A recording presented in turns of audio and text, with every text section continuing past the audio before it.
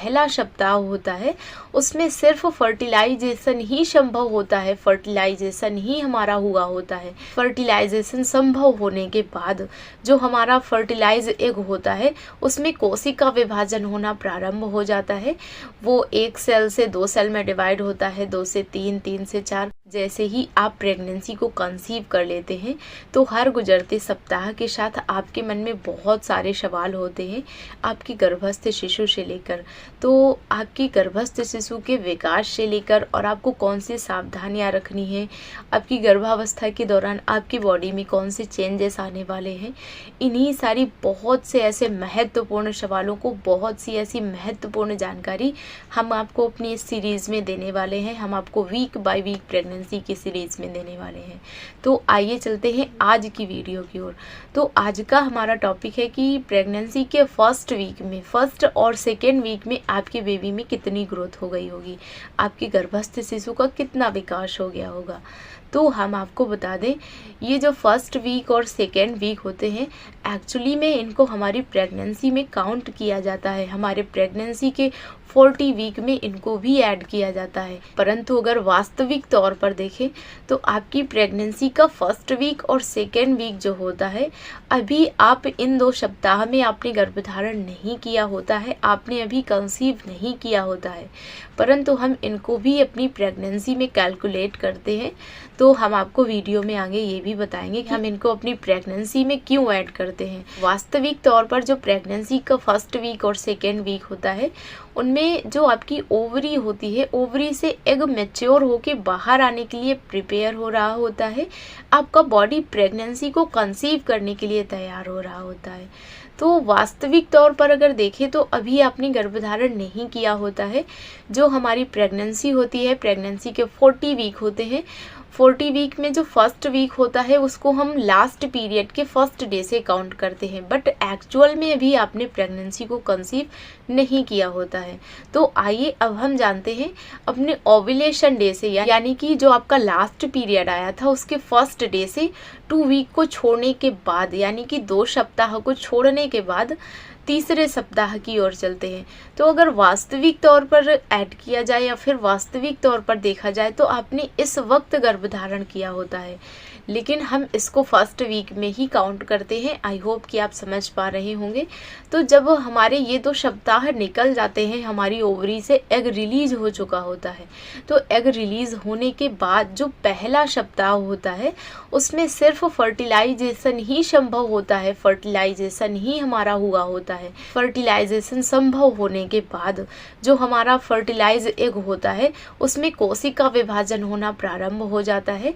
वो 1 सेल से 2 सेल में डिवाइड होता है, 2 से 3, 3 से 4। फाइनली उसकी सेल्स में ग्रोथ होती जाती है, सेल्स डिवाइड होती जाती हैं, और उन्हीं सेल्स डिवाइड होने के साथ साथ वो एक गोले का आकार लेता है।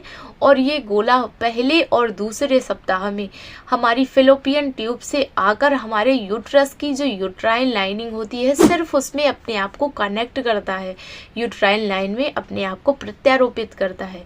तो जो पहला सप्ताह होता है, जो दूसरा सप्ताह होता है, इन दोनों सप्ताह में फर्टिलाइजेशन और इम्प्लांटेशन ही हो पाता है। अभी आपके गर्भस्थ शिशु में कोई भी और विकास नहीं हुआ होता है। और बात करें अगर अल्ट्रासाउंड की, तो पहले और दूसरे सप्ताह में आपको अल्ट्रासाउंड पर कोई इमेज नहीं दिखती है, आपके गर्भस्थ शिशु की कोई भी इमेज नहीं बनती है। तो जब आपका फर्टिलाइजेशन हो जाता है, फर्टिलाइजेशन होने के जस्ट आफ्टर जब आपका इम्प्लांटेशन सफल हो जाता है, तो इम्प्लांटेशन सफल होने के बाद जब आप यूपीटी करते हैं, यूरिन प्रेगनेंसी टेस्ट करते हैं, तब आपको उसमें पॉजिटिव दिखाता है, क्योंकि उस टाइम पर हमारे बॉडी में HCG हार्मोन का लेवल बढ़ रहा होता है, जो कि हमारी किट कैप्चर करती है, जो कि हमारे यूपीटी के दौरान हमारी किट HCG हार्मोन को कैप्चर कर आपको प्रेगनेंसी पॉजिटिव दिखाती है। तो और इसके साथ में आइए बात करते हैं कि आपको सावधानियां कौन सी रखनी है, कौन सी चीज़ों का सेवन करना है, किन चीज़ों का सेवन नहीं करना है।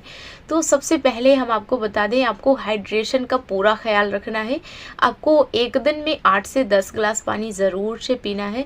हरी सब्जियां, ओट्स, नट्स, साबुत अनाज, फ्रूट्स, ड्राई फ्रूट्स, इनको अपनी डाइट में ज़रूर ऐड करें। ये इस टाइम पर आपके लिए और आपकी बेबी की ग्रोथ के लिए, आपकी बेबी की हो रही जो शुरुआती ग्रोथ होती है उसके लिए बहुत ज़रूरी होती है। और आइए अब हम जानते हैं कि आपको किन चीज़ों से सावधानी बरतनी है, कौन से ऐसे काम हैं जो बिल्कुल नहीं करने हैं।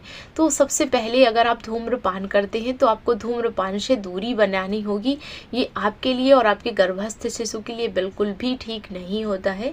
एंड देन आपको ध्यान ये रखना है कि आपको बहुत अधिक हैवी मात्रा में कोई एक्सरसाइज नहीं करनी है, उछल कूद वाले काम भी नहीं करने हैं। इनसे आपके मिसकैरेज का खतरा बना रहता है, आपके मिसकैरेज के चांसेस हो जाते हैं।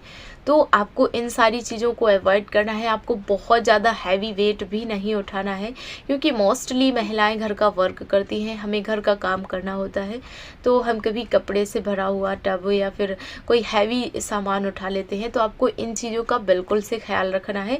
आपको कोई भी हैवी मात्रा में जिसका वेट हो उन चीज़ों को बिल्कुल भी नहीं उठाना है।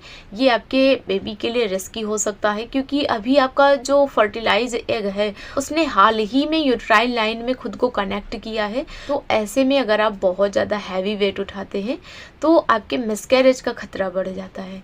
आई होप कि आज की इस वीडियो में हम आपको आपकी गर्भावस्था का पहला सप्ताह, आपकी गर्भावस्था का दूसरा सप्ताह आपको बहुत अच्छे से डिफाइन कर पाए होंगे, आपको समझा पाए होंगे कि गर्भावस्था के पहले सप्ताह में और दूसरे सप्ताह में आपके शिशु में कौन कौन से बदलाव आते हैं, आपके शिशु का कितना विकास होता है और आपको कौन सी सावधानियां रखनी है। तो इसी के साथ में गर्भावस्था के तीसरे सप्ताह में कौन से ख्याल रखने हैं आपको, और तीसरे सप्ताह में आपके शिशु में कितना विकास हो गया होता है, आपका शिशु की ग्रोथ कितनी और आगे बढ़ी होती है। इन्हीं सारी महत्वपूर्ण बातों को हम अपनी अगली वीडियो में ज़रूर डिस्कस करेंगे। बने रहिए हमारे साथ यूं ही। आई होप कि आपको दी गई जानकारी पसंद आई होगी। आई होप कि आज का ये वीडियो आपके लिए थोड़ा सा हेल्पफुल रहा होगा।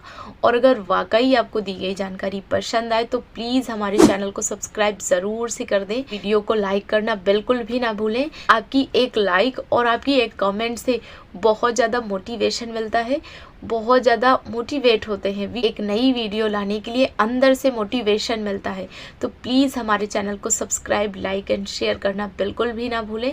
मिलते हैं ऐसे ही एक नए रोचक विषय के साथ। वीडियो के अंत तक बने रहने के लिए आपका बहुत बहुत धन्यवाद।